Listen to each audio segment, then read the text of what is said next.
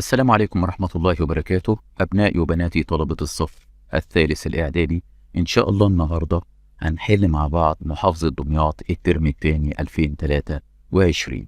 نبدأ بإذن الله. طبعا السؤال الأول finish the following dialogue، أكمل الحوار التالي. طبعا كل خانة عليها درجة، الدرجة الإجمالي عليها 5 درجات، اللي هو السؤال الديالوج المحادثة. لازم تقرأ اللي فوق. آتف is talking to a tourist about his visit to Egypt. عاطف يتحدث إلى السائح عن زيارته إلى مصر. فعاطف بيقول له هلو، فبيرد بيقول له هلو أهلا وسهلا. عاطف بيقول له is، وهنا is دي أداة استفهام فعل مساعد بمعنى هل. is it your first visit to Egypt؟ هل هي زيارتك الأولى إلى مصر؟ طبعا لازم تكمل الحوار من تحت علشان تعرف هتعمل yes ولا no. هنا بيقول له I came here، أنا أتيت هنا with my wife before، أتيت مع زوجتي من قبل. يبقى الإجابة هنا هنكتب إيه؟ خلي بالك معايا، هنكتب no no كوما no، واعكس أول كلمتين no it isn't it is n apostrophe t. طيب نشوف نمبر 2.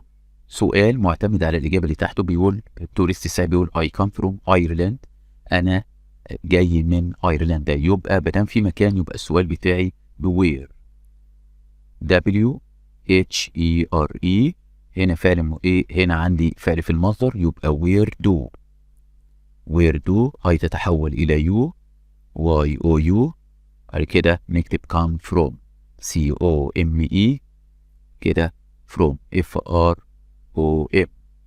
Where do you come from؟ من أين أنت تأتي؟ بيقول له أنا جاي من أيرلندا. نمبر 3 سؤال معتمد على الإجابة اللي تحت. بيقول له I will stay، سوف أبقى in Egypt في مصر for 2 weeks، لمدة أسبوعين. أول ما تشوف for تقول لي how long، كم المدة. يبقى نعمل H capital، نعمل H capital وبعد كده HOW أو الباقي small. هنا هعكس أول كلمتين will WILL وآي تتحول إلى يو YOU، وكمل لغاية كلمة Egypt stay STAY in Egypt. عندي نمبر 4 ده أنسر إجابة معتمد على السؤال اللي فوقيه. عاطف بيقول له what cities، ما المدن are you going to visit اللي أنت سوف تزور. طبعا لازم تكمل الكلام اللي تحت. بيقول شور، بالتأكيد أسوان and الأقصر are interesting places. لازم تقرأ الكلام اللي تحت علشان تعرف المكان. شور، أسوان and الأقصر are interesting places، هي أماكن مثيرة أو شيقة to visit إن أنت تزورها. I wish you، أنا بتمنى an enjoyable visit اللي هي زيارة ممتعة. يبقى هو إيه بقى المكان اللي هو راحه؟ ممكن نقول أسوان and الأقصر. يبقى نكتب كده أدي. طيب هنا بيقول له أتمنى لك زيارة ممتعة. طيب هنا المفروض تشكره، يبقى انت هتقول له ايه هنا؟ هتقول له thanks THANKS. السؤال الثاني read and complete the text، اقرأ وأكمل النص with words from the following list، وتكمل من الكلمات اللي موجودة فوق في القائمة. طبعا عليها 4 ماركس 4 درجات، كل واحدة عليها درجة. هنا 6 كلمات، مطلوب منك ان انت تضع الكلمة المناسبة في الجملة المناسبة. طيب لازم تعرف الكلمات معناها ايه من فوق. كلين معناها طيارة، كولز معناها يتصل او مكالمات، فور منذ، استرونوتس معناها رواد فضاء، سينس برضو زي منذ زي فور، سبيس كرافت اللي هي المركبة الفضائية. طيب ذا انترناشونال سبيس ستيشن، محطة الفضاء العالمية. إذا يوج هي طبعا بين سبيس كرافت، يبقى أنا هكتب هنا، يبقى دي نمبر 1، يبقى نمبر أهو نمبر 1. طيب تعال نشوف الجملة اللي بعديها. بيقول 70 كيلومتر above the earth، هنا فوق الأرض ب70 كيلومتر. it is the place، هو المكان where نقط live، حيث يعيشون and work ويعملون when they go into space، لما بيروحوا الفضاء. هنا يبقى أنا عايز هنا عاقل بني آدم، مفيش عاقل هنا إلا كلمة astronauts، يبقى دي نمبر 2. طيب تعالى كده نشوف نمبر 3. الجملة بدايتها من أول مست. معظم astronauts رواد الفضاء stay on، يقيمون في the space station، في محطة الفضاء، نقط about 6 months، حوالي 6 أشهر. طيب انت عندك هنا رقم غير محدد، محددش من انهي شهر، فانت خدناه في الترم الاول يبقى 4. يبقى ايه نمبر 3 هتبقى 4 لان سينس بيجي بعديها 2009 بتيجي الساعه محدده، الشهر محدد، اليوم محدد، السنه محدده، يبقى هنا الانسب ليها 4. طيب تعال نشوف الجمله الاخيره من اول النقطه لغايه النقطه نشوف معناها. زي كان سند، هم يستطيعون ان يرسلون ايميلز بريدا الكترونيا اور ميك فون، او بيعملوا بقى مكالمات تليفون. يبقى الانسب ليها هنا كلمه كولز. الانسب ليها كلمه ايه يا جماعه؟ كلمه كولز. يبقى هنا نمبر 4. طيب كده هندخل في السؤال الثالث. read the following then answer the questions. هتقرأ القطعة وهتجاوب على الأسئلة. هي مكونة عندك 6 أسئلة، عبارة عن 3 أسئلة اختياري و3 أسئلة مباشرة تجاوب عليهم. طيب تعال نقرأ بقى القطعة كده. دمياط is famous for، مشهورة its great thinkers، بالمفكرين ورايترز والكتاب and poets والشعراء. one of them، واحد منهم is فاروق شوشة who is a well known، اللي هو بوت اللي هو شاعر معروف and a famous radio presenter، ومقدم إذاعي مشهور. he was born، ولد in دمياط in 1936 1936. at his early age، في عمر مبكرا he used to go to the local library، هو اعتاد ان هو يذهب الى المكتبة المحلية and was able to read، وكان قادرا ان هو يقرأ a lot of books in the Arabic language، بيقرأ كتب باللغة العربية. in 1956، في سنة 1956 he graduated، وتخرج from the faculty of دار العلوم، من كلية دار العلوم in Cairo University، في جامعة القاهرة. فاروق شوشة always like it، وكان دايما بيحب بوتري الشعر and Arabic literature والأدب العربي. he worked as، وعمل كراديو and a TV presenter، كمذيع للراديو والتلفزيون. he presented، هو قدم many famous programs، برامج مشهورة which most people، الذي معظم الناس like it so much، اللي الناس حبوها كثيرا. like هنا مش معناه يحب، معناه مثل our beautiful language، لغتنا الجميلة and cultural evening، والأمسية الثقافية which both، الذي كل منهما lasted for about 15 years without stopping، واستمر البرنامج لمدة 15 سنة بدون توقف. in his programs، في برامجه he talked about the beauty of the Arabic language، وتحدث عن جمال اللغة العربية and showed، وعرض its rich literature، والثراء الأدبي. for these reasons، ولهذه الأسباب he was called، هو كان يطلق عليه the guardian of the Arabic language، حامي اللغة العربية. فاروق شوشة 1 فاز بذا نايل برايز، بجائزة النيل for literature، للأدب in 2016.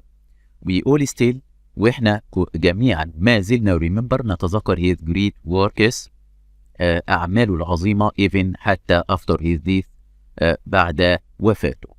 كده قرينا القطعة. تعالى كده نشوف الأسئلة، ال3 أسئلة. الاختياري الأول the main idea of this passage، الفكرة الرئيسية لهذه القطعة إذا بتتكلم بقى عن إيه؟ نيو دمياط، ولا cultural evening، ولا فاروق شوشة، ولا our beautiful language. فهنا القطعة زي ما انت شايف في الغالب هي كلها بتتكلم على فاروق شوشة، يبقى هنا الإجابة C.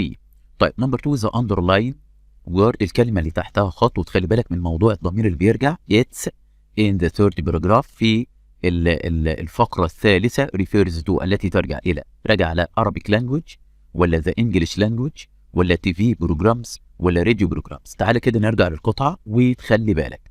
ادي it's، تعالى كده he talked، وتحدث about the beauty of the Arabic language، إلى جمال اللغة العربية and showed its rich literature، وعرض الثراء الأدبي بها على اللغة العربية. يبقى هنا يبقى the Arabic language دي اللي مطلوبة، الضمير راجع ليها. تعال كده نشوف نمبر 3 فاروق 1 فاروق شوشة فاز بذا نايل برايز، بجائزة النيل فور ليتريتشر، للأدب، في سنة كام بقى؟ اطلع فوق.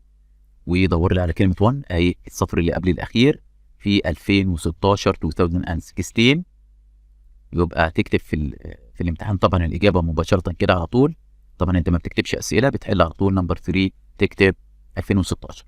تعال نشوف الأسئلة المباشرة answer the following questions. أجب على الأسئلة التالية. نمبر 4 نيم هنا مش معناه اسم، سمي فيمس بروجرام برنامج مشهور ذات فاروق شوشة بريزنتد كان بيقدمه. هنا ممكن علشان ننجز في الموضوع فأنا ممكن أعمل لك عليها شرطة كده ونعمل عليها أهو. ده الإجابة بتاع السؤال الرابع. طيب تعال نشوف السؤال اللي بعده. السؤال الخامس بيقول summarize لخص the last paragraph الباراجراف الأخير in the text in one sentence في جملة واحدة. خلي بالك من موضوع لخص ده summarize يعني بيجي كتير في الامتحانات. لو لاحظت كده ان القطعة هنا ثلاث فقرات. المسافة الصغيرة دي ده اسمه فيرست باراجراف. المسافة الثانية دي اهي الفاضية دي زي ما انت كده شايف ده السكند باراجراف. والمسافة الثالثة دي اسمها الثيرد باراجراف او نسميها اللاست، ممكن نسميها الثيرد الثالثة او اللاست باراجراف الباراجراف النهائي. طيب انت كده ده مكون من كام سطر؟ من 4 سطور او 3 سطور ونص. هو طالب مني جملة. طيب اعمل ايه بقى؟ انا هقول لك تعمل ايه. خلي بالك يا اما تجيب لي اهو، يا اما تجيب لي جمله من فوق يا اما جمله من تحت. عشان ايه؟ مش تقعد تحتار الخص واعمل ايه وانا ما بعرفش الخص. انت مش هتعمل حاجه. انت بص كل اللي انت هتعمله ممكن تيجي تعمل من هنا كده اهو تمام. وممكن اكمل لغايه كلمه ريتريتشر. يبقى ده اهو، يبقى ده نمبر 5. السؤال السادس نمبر 6 وير أين، ولازم تبقى حافظ أدوات الاستفهام عشان تعرف تحل. وير أين، وير دو يو ثينك، في اعتقادك أين فاروق شوشة كود ريد كان بيقدر يقرأ ميني بوكس إن ذا Arabic لانجويج اللغة العربية وين هي ووز يونج. طبعا موجودة في القطعة. هجيبها لك من فوق أهو، ركز معايا أهو. هنطلع فوق. هو كان متعود يقرأ فين؟ أهي كلمة ريد أهي أهو من أول بقى هنا أهو. وادي كمان اللي تحتيها برضو كان بيقرأ كتب اهو وعربية اهي. دي نمبر كام بقى؟ دي 6 اهي. طبعا انت في الامتحان مش ايه، انت بتحدد في ورقة الاسئلة وبعد كده بتنقل في ورقة الاجابة مباشرة على طول اهو. نمبر 6 كده خلصنا القطعة وعليها 6 درجات، كل واحدة عليها 1 مارك. تعالى ندخل على الاسئلة بتاعت اللي تشوز. ركز بقى معايا كده. نمبر 1 إذا فورس هي حاجة إجبارية أو إجبار أو قوة which attracts التي تجذب things الأشياء or people أو الناس to the center of the earth إلى مركز الأرض. أنا عايز الجاذبية space telescope gravity the sun. أيوة very good. يبقى كلمة gravity. نمبر 2 النقط إذا person والشخص هو reads الذي يقرأ the news الأخبار on the radio في الإذاعة or in the television أو في التلفزيون. designer ولا نيوز ريدر ولا فوتوغرافر ولا جورناليست؟ الانسب ليها مع الريد بيقرا في الاخبار يبقى نيوز ريدر. نمبر 3 ماي فازر ابي از سو كايند وطيب القلب. ذا انتونيم مضاد كايند از كام كلين كليفر كرول. ها انا عايز قاسي القلب، هنا كرول قاسي القلب. نمبر 4 we can get an adjective نحن نستطيع ان احنا نحصل على صفه from the verb الفعل renew by adding ان انت تضيف ليها suffix ايه بقى؟ نس able شن واي. اسمها renewable. اسمها ايه يا جماعه؟ renewable اللي هي المتجدد. نمبر 5 trees الاشجار breathe اللي هي تتنفس in carbon dioxide. طبعا الاشجار بتعيش على ثاني اكسيد الكربون وبتدينا اكسجين وبتخرج لنا اكسجين. سو لذلك زي ار الاشجار بالنسبه لنا ايه بقى؟ باد هارمفول يوسفول يوزلس. لا يوسفول مفيده. نمبر 6 the land الارض is not as it was raining all night yesterday. هنا بدل في مطره وبتبقى امطرت فضلت تمطر طول الليل امبارح يبقى انا عايز كلمه مبتله wet warm hard dry. كلمه wet مبتله. هندخل على السؤال بتاع الجرامر وتخلي بالك منه. complete the sentences أكمل الجمل with the correct form بتكوين الصحيح والسليم of the words and practice. طيب يبقى أنا هصوب الموجود. يبقى أنا كده هكتب. طيب ركز بقى معايا كده. the land is not covered with ice in polar habitat. أنا عندي الأرض تغطى، يبقى أنا هنا مبني المجهول is تصريف ثالث، ده مضارع بسيط مبني المجهول أميزار تصريف ثالث is تصريف ثالث. يبقى أنا هكتب كده يا جماعة، ركز معايا C O V E R E D is covered. طيب نمبر 2 we must، يبقى تحدد الجرامر بتاعك، أنا حددته أهو is تصريف ثالث. we must، واحد يقول لي دي قاعدة must، لا must بتحب الفعل زي ما هو، دي قاعدة avoid يتجنب. avoid يتجنب بتحب الفيرب ing، نحن يجب أن نتجنب تلوث البيئة. يبقى أنا هكتب ليه أنا جبت ing عشان avoid بتحب الفيرب ing. طيب تعال نشوف اللي بعديها. طبعا دي أنت أهو باين، دي قاعدة if I had more time، لو أنا كان عندي وقت كتير أنا كنت قريت كتب، ده معناه إنه لا كان عندي وقت ولا أرى. طيب دي حالة تانية if ماضي would، if ماضي أي هذا إيه، يبقى أنا أعمل would WOULD. طيب واللي بتيجي مع المضارع مش بتيجي مع الماضي. طيب هنا use أنا عندي اعتاد يبقى used to، يبقى إيه يا جماعة used to USED. طيب to لا، to مش داخلة معايا في التصوير. طيب هنا دي قاعدة until حتى. طب until دي نظامها ايه؟ بيجي قبليها ماضي بسيط منفي ب didn't وبعديها ماضي تام اللي هو had BB. يبقى أنا كده until بيجي بعديها had BB HISED. السؤال السادس write a short story. طبعا هنا هنكتب short story of 110 words. طبعا ما تقلقش من كلمة 110، احنا ما بنعدش الكلمات. انت يا دوب ممكن تكتب 13 سطر وتكبر خطك وتسيب مسافة بين الكلمة والكلمة. الموضوع بيتكلم على ريفيو مقالة على your dream job، حلم وظيفتك. طيب انا طبعا اكتب ازاي عن الموضوع ده؟ طبعا انا هجيب لك، خلي بالك معايا كده. الموضوع بص انا جايب لك كده ريفيو اوف يور دريم جوب، ده الموضوع بيتكلم. بص شوف الافكار بتاعته. there are many interesting jobs، توجد وظائف عديده، يعني انت تتكلم عموما ما تجيبش الحلم وظيفتك دلوقتي خالص، وبعد كده تقول في وظائف عديده، وممكن تتكلم على شويه وظائف بعد كده تدخل على الوظيفه اللي انت بتحبها. I like the doctor's job، وبعد كده تتكلم على الوظيفه اللي انت بتحبها. وانا افضل ان انت تتكلم على الدكتور لانه في كلام جميل. انا بحب I like the doctor's job، I like to be a doctor، انا عايز اكون دكتور. I dream انا بحلم to be a doctor ان انا اكون دكتور. It's the most important انها وظيفه مهمه. الدكتور works hard بيشتغل بجد. He helps people بيساعد الناس المرضى. الدكتور look after بيعتني بالبيبول بالناس المرضى. They can give them medicines، الأطباء ممكن يعطوهم أدوية طبعا مجانا. زي هيلب ذا بور بيساعدوا الفقراء. زي ميك لايف يجعلون الحياة ايزي سهلة. زي ميك لايف هيلثي يجعلون الحياة صحية. without دكتورز بدون الأطباء لايف از امبوسيبل الحياة بتكون مستحيلة. زي ار انجلز اوف ميرسي هم ملاك الرحمة. this job هذه الوظيفة is very hard صعبة جدا. it's very interesting لكنها شيقة جدا. it's very nice وجميلة جدا. و it's very important ومهمة جدا. My dream too حلمي أيضا، ممكن تجيب حاجة تاني. حلمي أيضا is to be writer إن أنا أكون كاتب. from the early age من عمري المبكر. I loved أنا حبيت القراءة، حبيت قراءة القصص stories and its reviews والمقالات. writing is a special skill هي تعتبر مهارة خاصة. so لذلك I started أنا بدأت to take إن أنا أخذ a course دورة تدريبية during the summer أثناء الصيف، أجازة الصيف. the year after السنة اللي بعد الكورس اللي بعد الدورة دي I joined أنا التحقت بقى writing competition مسابقة الكتابة in my school في مدرستي and came the second وجيت في المركز الثاني. after I finish بعد ما خلص my school مدرسة I hope أنا بتمنى I will join إن أنا ألتحق بفاكولتي أوف أرتس بكلية الآداب and study وأدرس at the press department قسم الإعلام. my role model قدوتي المفضلة is نجيب محفوظ.